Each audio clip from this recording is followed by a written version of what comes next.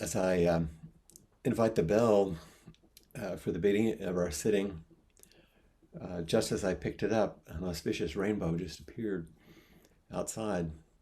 Not an unusual occurrence here, but the timing is quite beautiful.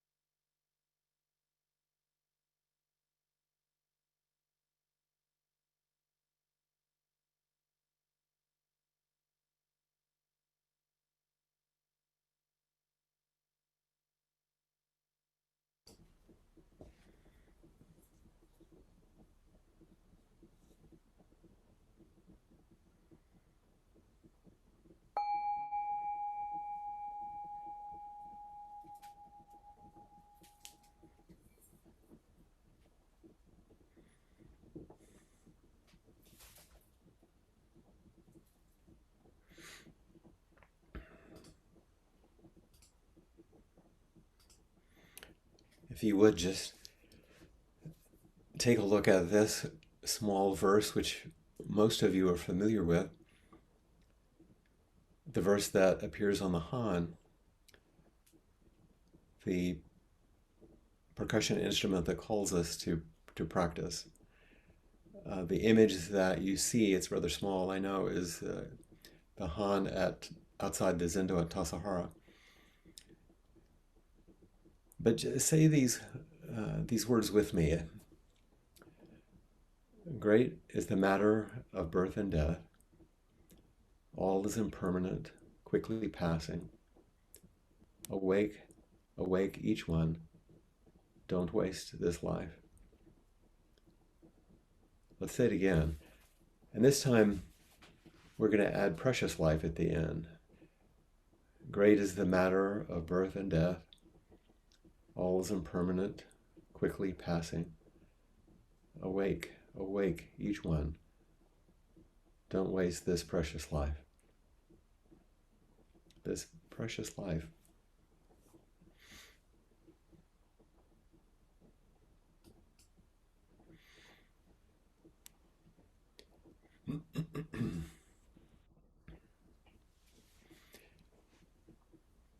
As most of you know, these are the things that I've been reflecting on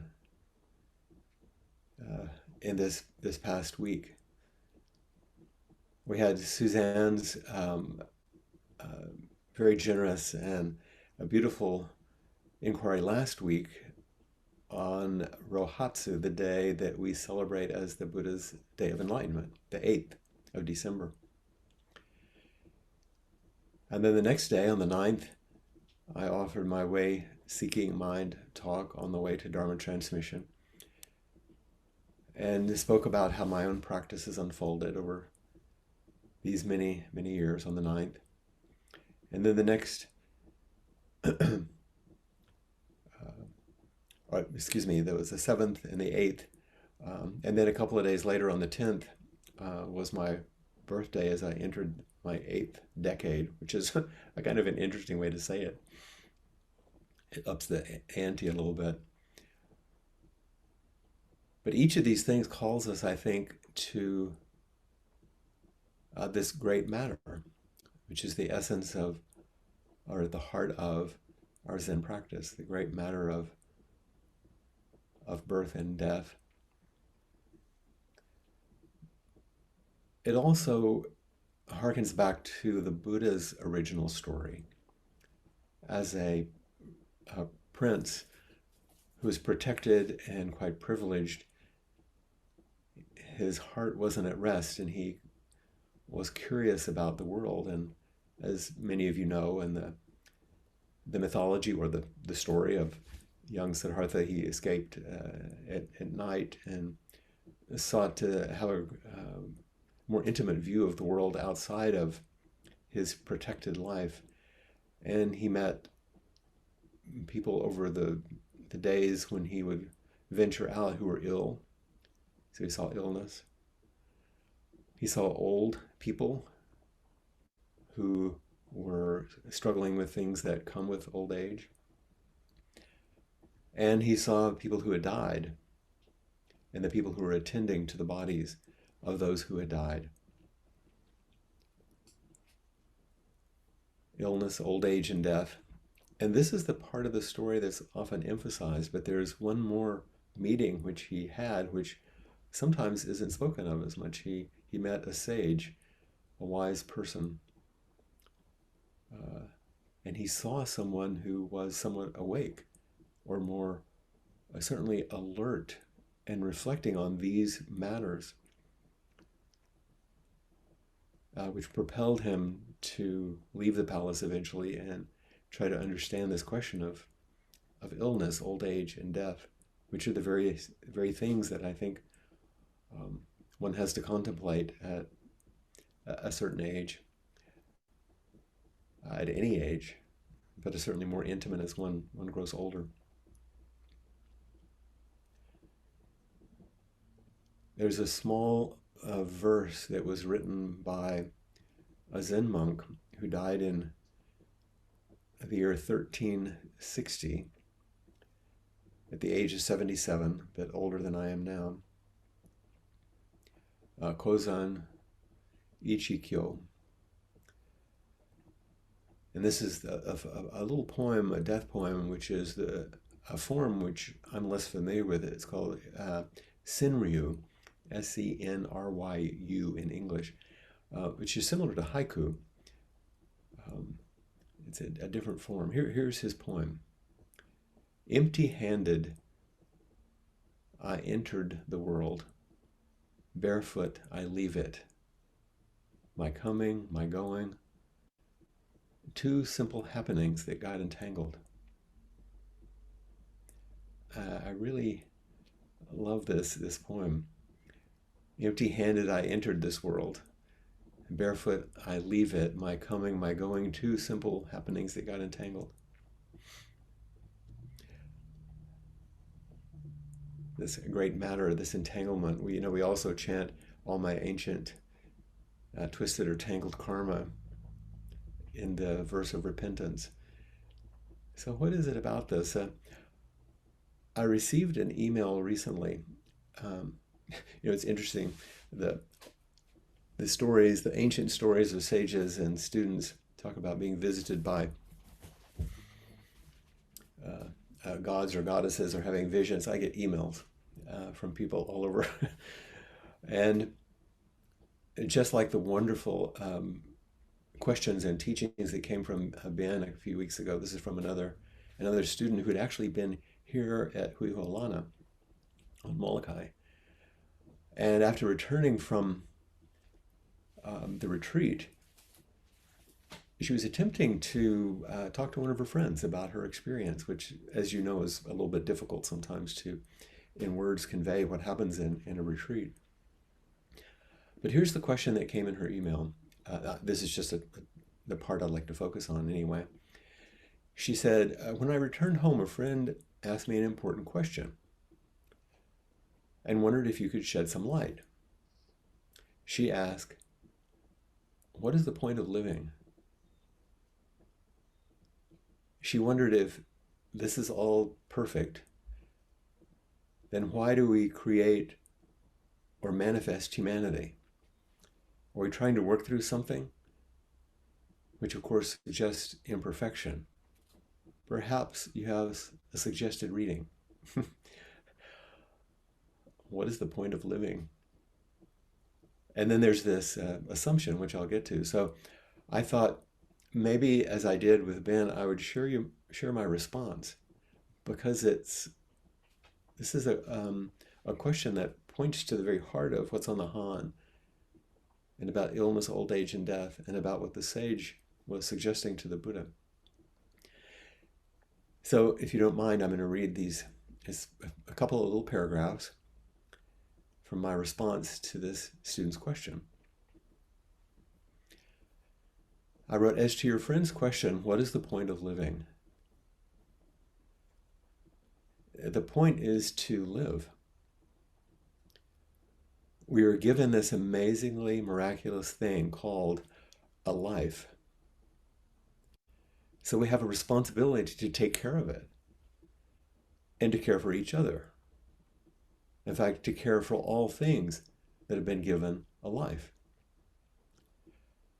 I have no idea about the larger philosophical or theological issues. People have been, speculating about these big questions for as long as people have been given lives.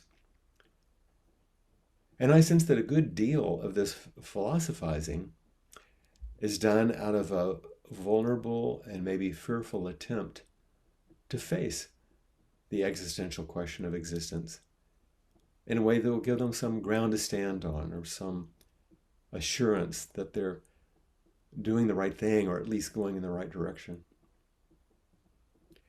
In our shared spiritual search, we often, want answers that are consoling, or at least ones that offer something rather than nothing.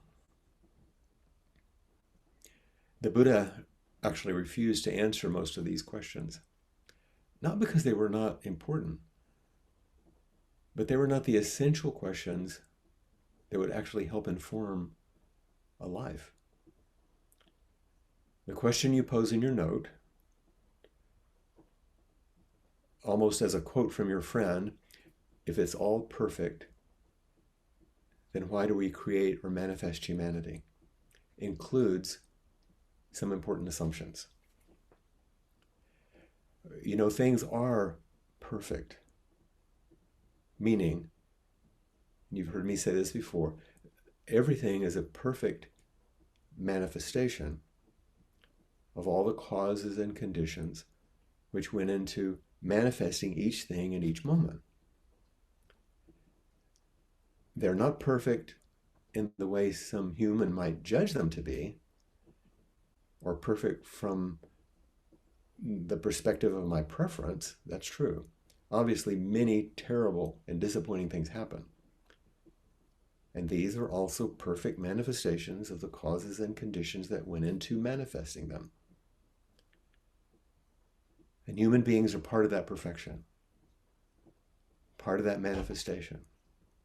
Not some separate aberration set aside to ruin nature. We are also a perfect result of everything that went into making us. This is the natural world. Our lives on this earth are temporary. And we may also become perfectly extinct if we allow our self-centered minds to continue to rule the way of our being in the world. Humans are supremely creative and also ruthlessly destructive. But these are just ordinary human linguistic descriptions of perfect actions, in other words, naturally interdependent, offered by some person's individual viewpoint. The universe is an equal opportunity employer. Everybody gets a chance. But everyone and everything has to play by the rules, which means that everything affects everything else and everyone else, intimately and without end. So it's probably a good idea to be as awake as we can to what we do and to pay attention to the consequences of how we live our lives. And herein lies maybe my more intimate response to your friend's question. The point is to live a life in the service of the life we've been given. To serve. Our purpose is to support and cherish this miraculous existence so that the perfection of mutual causality, dependent origination, this vast web of one thing arising, might be a little more wholesome and a little more generous for everything and everyone. And of course, I'm making an assumption in my reply as well, that there's no master manipulator calling the shots. You know, there may or may not be. I don't know. But that's not what we're discussing here. The lawful contingency of everything is what seems to be in charge. And this Dharma might be called a God or a great spirit or a universal mind or any number of things. But these are, once again, additional human descriptions on top of what is always and already happening as this vast, inconceivable, generous, and terrifying flow that we call this life. There is no perfect existence that is then spoiled by humans arriving. This is a human-centered romantic view. There's only the immense fullness of existence, including humans, at least for now. And we're not more or less important than anything else in existence. However, because we've been given the gift of these big brains and the ability to imagine and create almost anything, we have an exceptionally big impact on each other and everything else on the planet. I think maybe the point is to pay attention, to care, to love, and to be humble in the face of it all. We don't really know. With a respectful bow, Flint.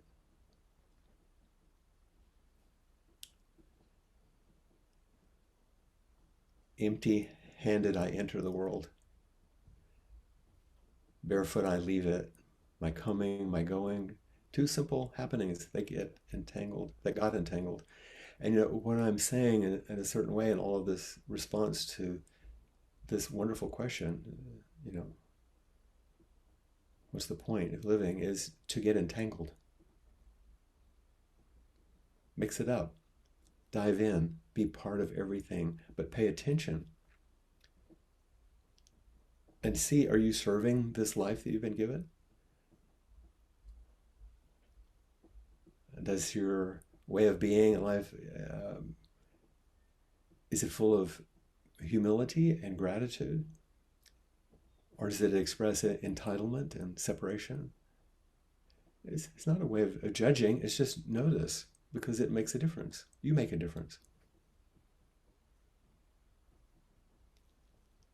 When Kozan Ichikyo wrote this poem in 1360, the little one that I keep repeating, it was a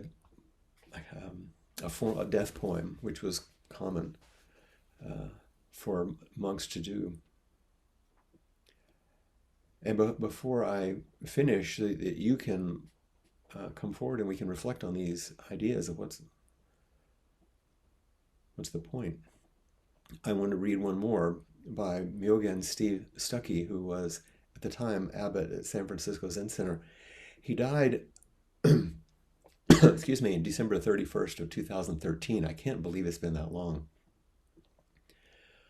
He was born in 1946 and died in 2013. He was only 67 years old. I say only. Some people might think that's old, but when you pass that age, it's like, oh, wow. He was a wonderful teacher, a great friend of Zen practice and of Appamada. He was actually visiting Appamada in September around his diagnosis. He was diagnosed in September and died in the end of December. He said he didn't feel too well. His first diagnosis was stage 4 pancreatic cancer. On December 27th, a few days before his death, this is the poem that he wrote.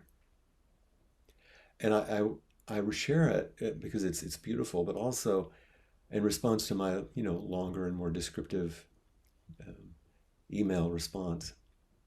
Here's a shorter, more poetic version. Myogen wrote, "This human body truly is the entire cosmos. Each breath of mine is equally one of yours, my darling. This tender abiding," and he put in quotes, "my life," this tender abiding in, quote, "my life,"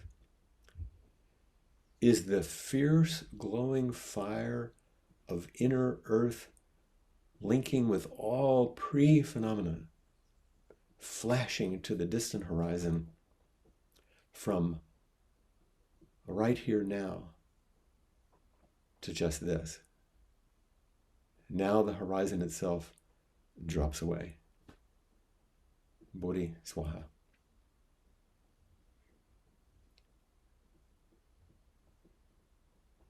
Which is a classical ending, the greatness of awakening of being beyond all conception. This human body truly is the entire cosmos. Living in this body is the point. It's all of life. It's everything. Each breath of mine is equal in one of yours, my darling.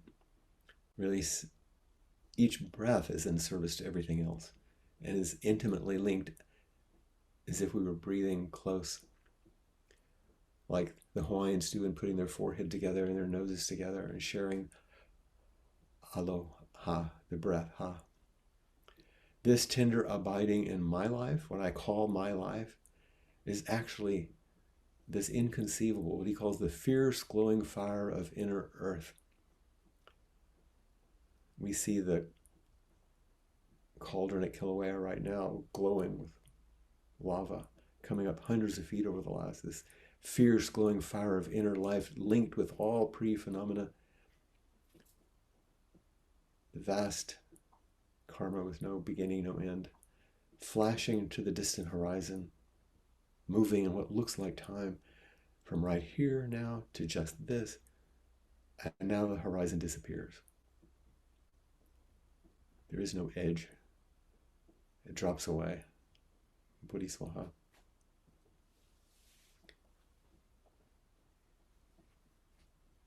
How are you living your life? This is the point of practice. This is the point of living. Our practice is just to remind us, so that together we live in a way that's once again more wholesome, more generous, maybe a bit more kind. But it's the big question. It's the great matter. So please come forward and raise your hand, and we can meet around these important and essential things or questions that you have. Don't think that any question that you have is too simple or mundane or foolish or whatever judgment you might have. It's important that we meet. That's the whole point of inquiry, really, is the meeting, not my speaking. Maybe it's actually to take care of each other.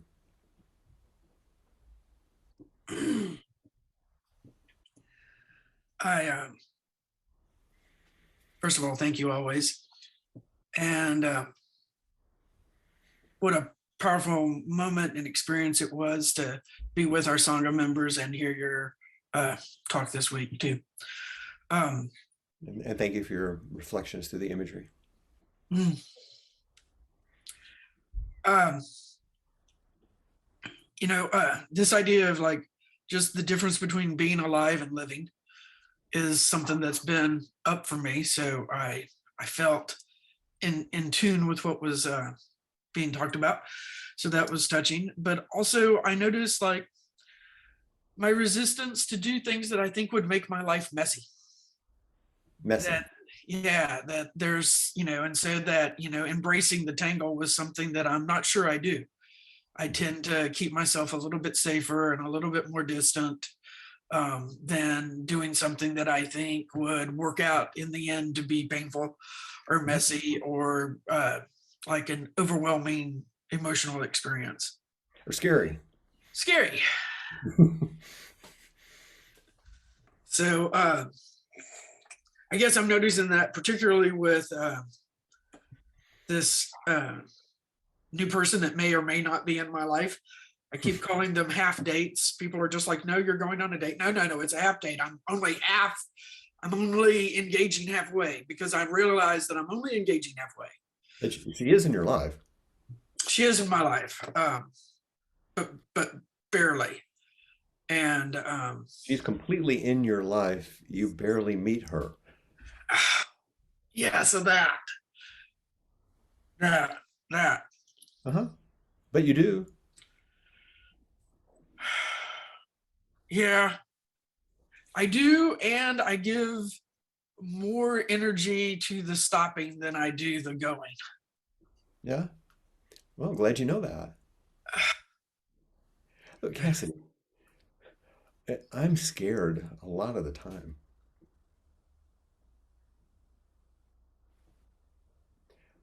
I don't mean crippling, maybe, but I meet fear and uncertainty, and I don't know.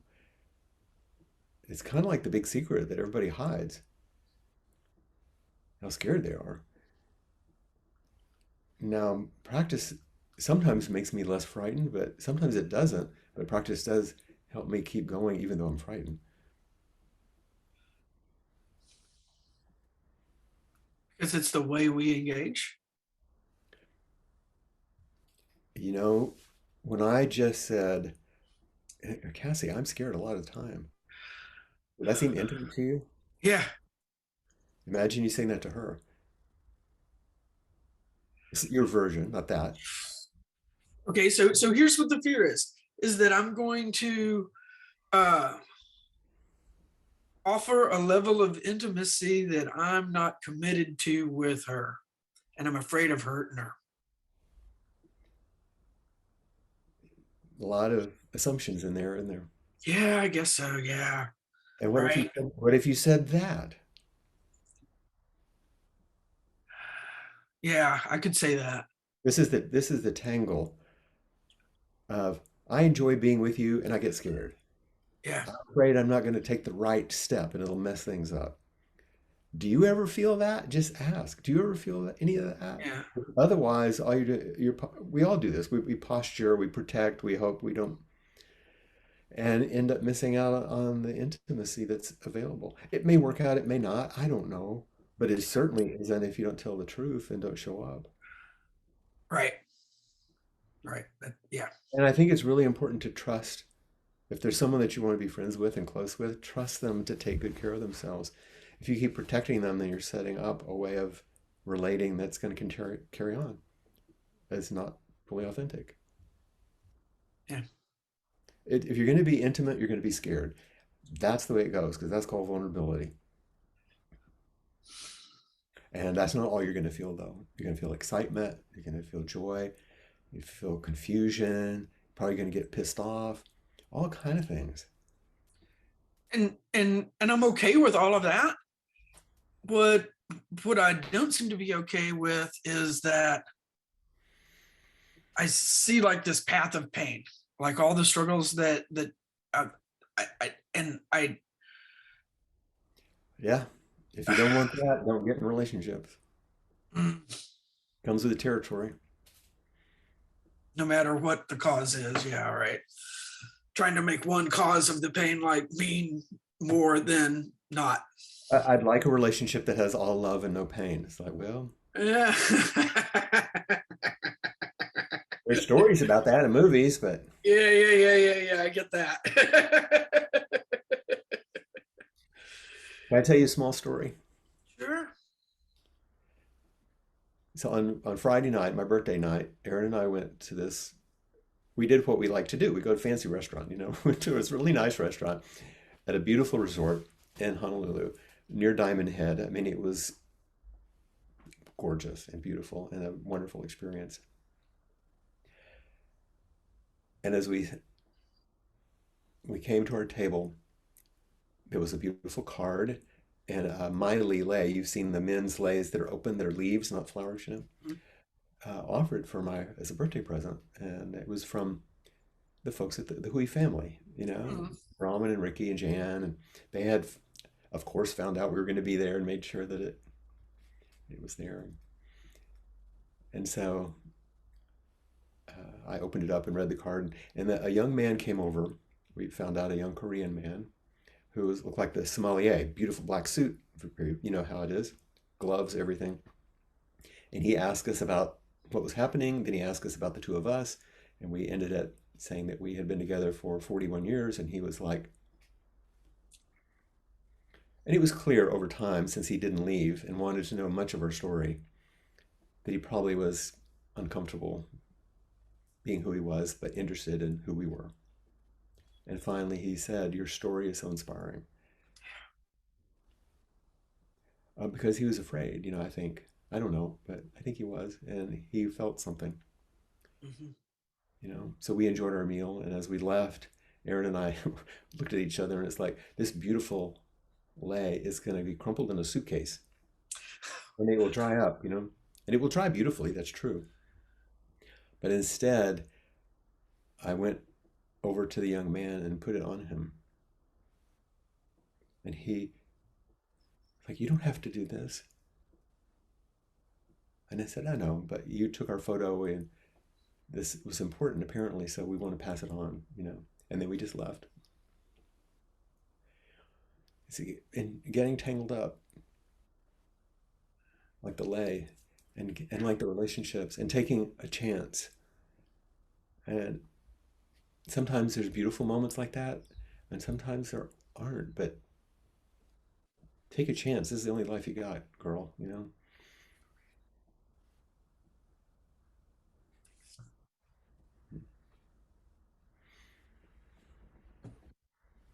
Is this working? I can't I tell. don't see you, but I hear you. Oh, I have to open the curtain too. Okay. There you are. Okay. As hidden as I can be.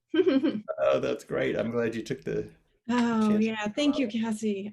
She's so brave, I think. She is. I've known her for a long time, and she's been nothing but brave, even though she's scared. Yep. Yep.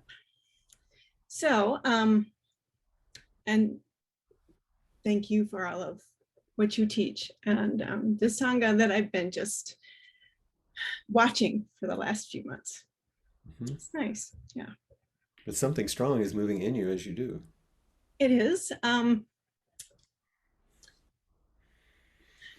Being, I guess, being vulnerable in a new community.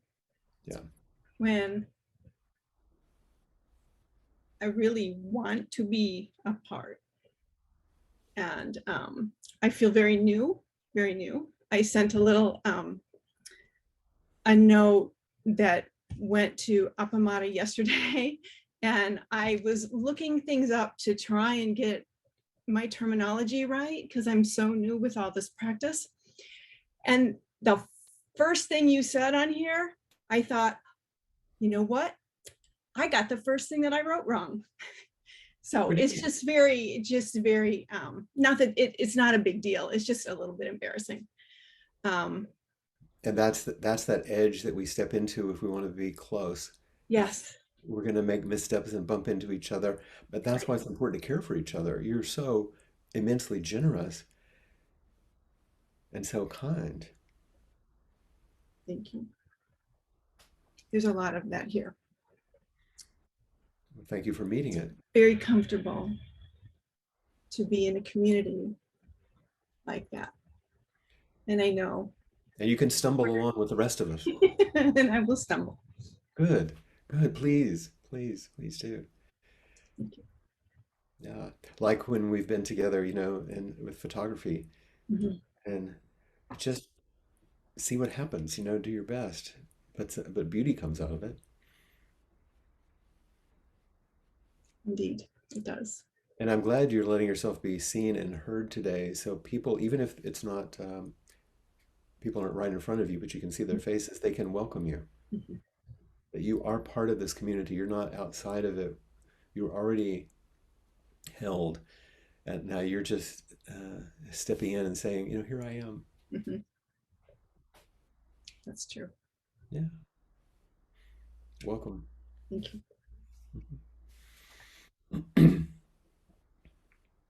We have Lisa next. There you go. Am I good? You're good. You're really good, Lisa. Okay. It's good to see you. Wait a minute. I want to get that window off. So I want to talk about something I don't want to talk about. Mm-hmm. And I don't know why. I wasn't able to be part of inquiry for the past month. I really missed it. Mm-hmm. So a couple of months ago, something happened to me that was odd but ordinary. And that's one morning I noticed there was a space inside of me that didn't exist before. And I had some imagery around it, and it was kind of bifurcated. And then the bifurcation kind of dissolved and opened up. And that same morning that I experienced that, so I went to pick up a clove of garlic to slice it. And it wasn't hard to pick up.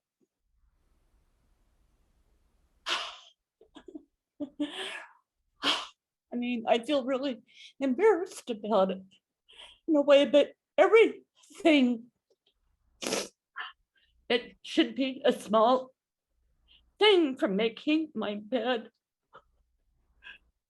to doing the dishes.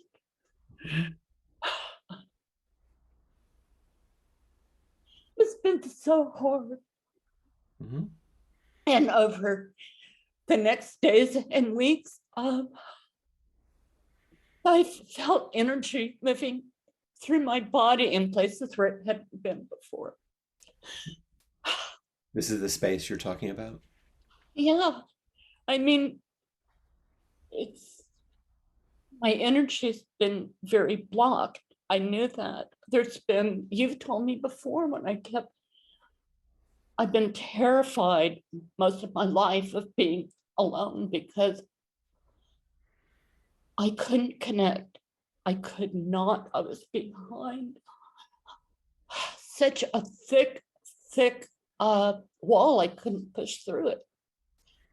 And, all these things are interrelated. I can't express them. It's been on my mind a lot. And really, who can I tell? It doesn't make sense, but it does make sense. And Makes sense to me. I've known you long enough. you've known me long enough.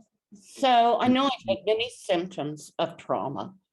You've never given up. Yeah, what an idiot. No. You've continued to follow me around and ask me questions because Huh? you've continued to follow me around and ask me questions, even even fearing that you might alienate me or something by doing so. But you saw something that you wanted and you kept moving towards it. And we've had a pretty good go at it, haven't we, Lisa? And you've opened more and more space. It's kind of like, so it was so important in my life because I had to get through every day. And it was in my face. I mean, really, even I've always felt that's very much the cause of the accident I had. Because knowing I don't have energy throughout the day, I just have to push through to do the best I can to show up in the world. And so I don't have that feeling of just pushing through. Mm, It seems good. ordinary as, like now I'm an amputee. Being an amputee has become normal. Mm-hmm. Oh, having this energy available is already becoming normal. Good. And why would I feel so embarrassed about this? That's my question. What a mystery. I guess I feel really vulnerable. I mean, I have never cried about it until just now. And look at me. It's just like, sharing it with people who can get it. Well, look what you're doing with your head. It's Oh, almost no. as if you're trying to make it smaller or hold it back or something. Ah, But here's the message I think you didn't ever get when you were little, and this is more like therapeutic in a way, but it's important because it's this why live, It's like, at least it's okay for you to be here fully. It's okay for you to come forward completely with all you are. You don't have to hold back, be small. You don't have to cut off parts of your heart or your soul or your mind or your fingers or your feet. It's okay to come forward completely with all this energy, just like you are. yeah, I think that's exactly right. And a huge part of that imagery the first day was a heart, like a literal muscular heart. Mm-hmm. Um, I mean, it's just like what I'm having now. It's like more profound than any of the thoughts. It's gotten out of my head into my body. So Yeah, all waking up is more profound than you thought. And it's not different than Cassie. It's not different than Cassie saying, "Oh, I want to move forward with all my heart into this relationship," or Pam saying, "I want to step into this community and be known." And it's just the Lisa version. yeah, that's what it feels like. But it couldn't happen. It couldn't happen if it weren't for you. It couldn't happen if it weren't for song. It couldn't happen if it weren't for practice. I mean, that's what I feel so fortunate. I could, I don't know.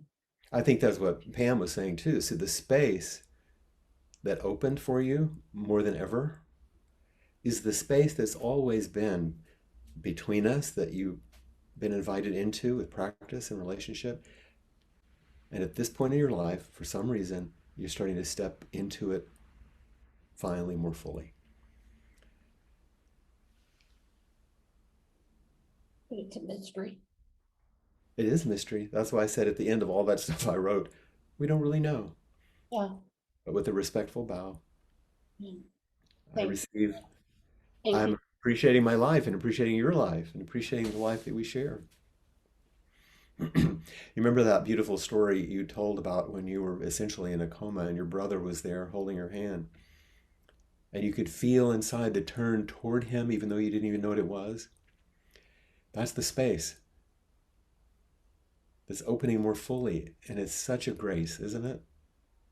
It's a grace. It's a grace. That's right.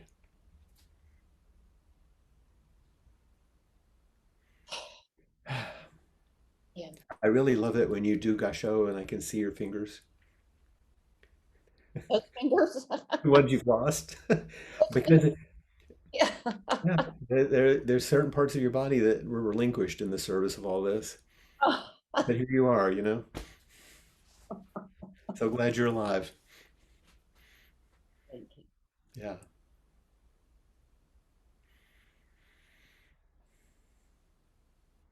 And just a small note, many of you don't know, we were talking about a near fatal automobile accident many years ago, but that's what we're talking about.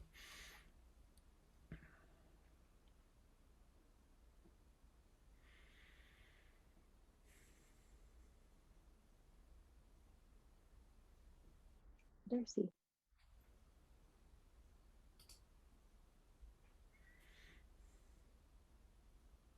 Hi, Darcy.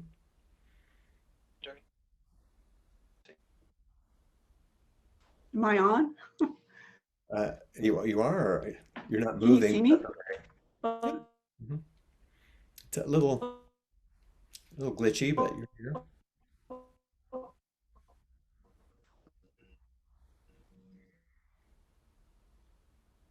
Well, I think you're frozen. We have lost you a I, little I bit. don't know if you.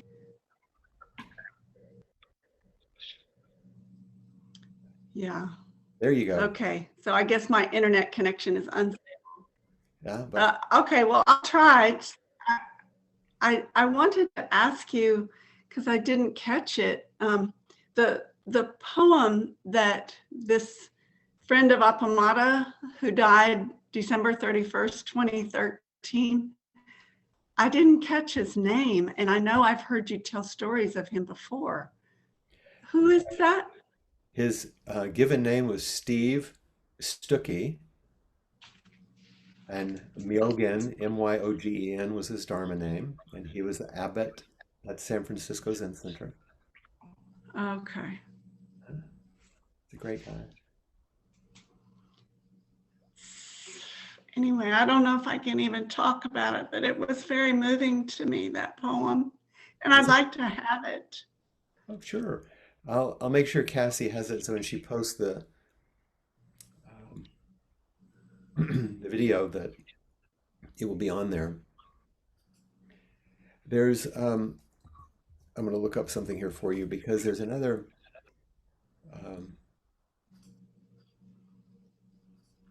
uh, another piece to this, which I didn't share, but we're kind of at the end of our time. But I wanted to when when S- when Steve first reported to the Sangha that he had this cancer,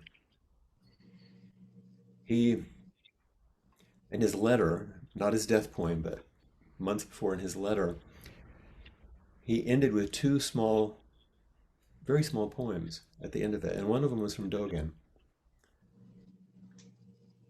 To what shall I liken this life?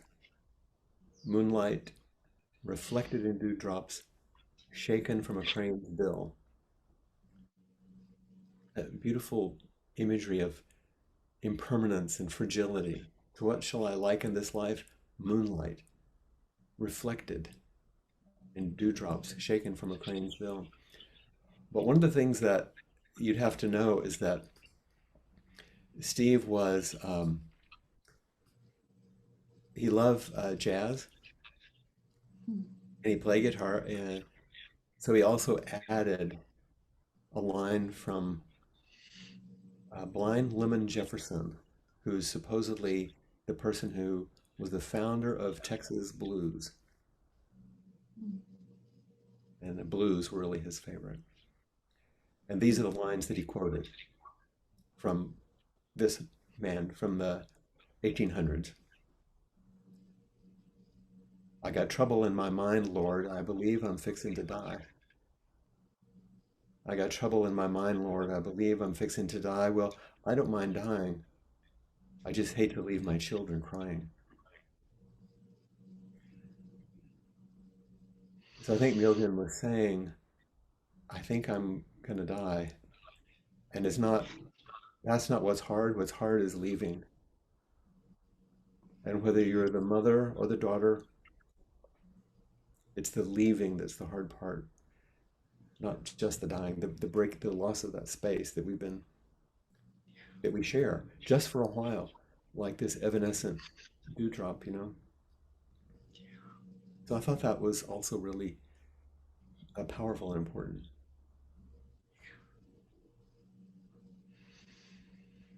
I'll make sure you have them all. Thank you. Thank you. Thanks you for continuing to inhabit this space with all of us.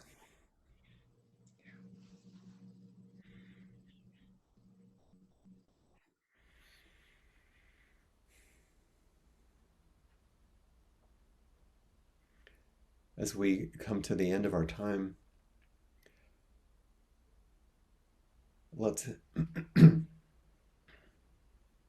repeat the 4 practice principles as we do to remind ourselves of this practice that each of you has suggested has been so important. And remember, as we repeat it, it doesn't suggest that practicing in this way, letting go of the self-centered dream, meeting each moment, opening to the space, is going to make us feel happy and less scared.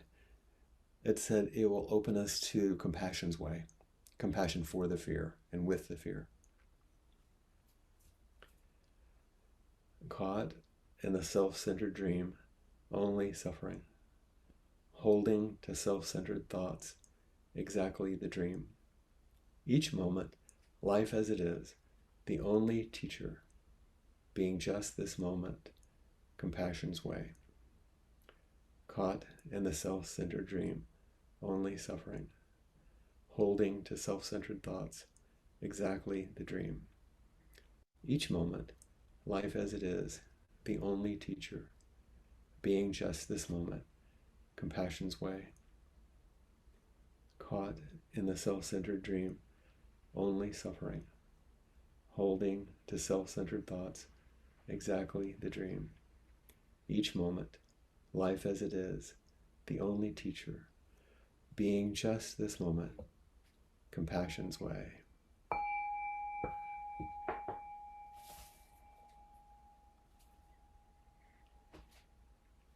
Thank you so much for bringing your life to meet my life.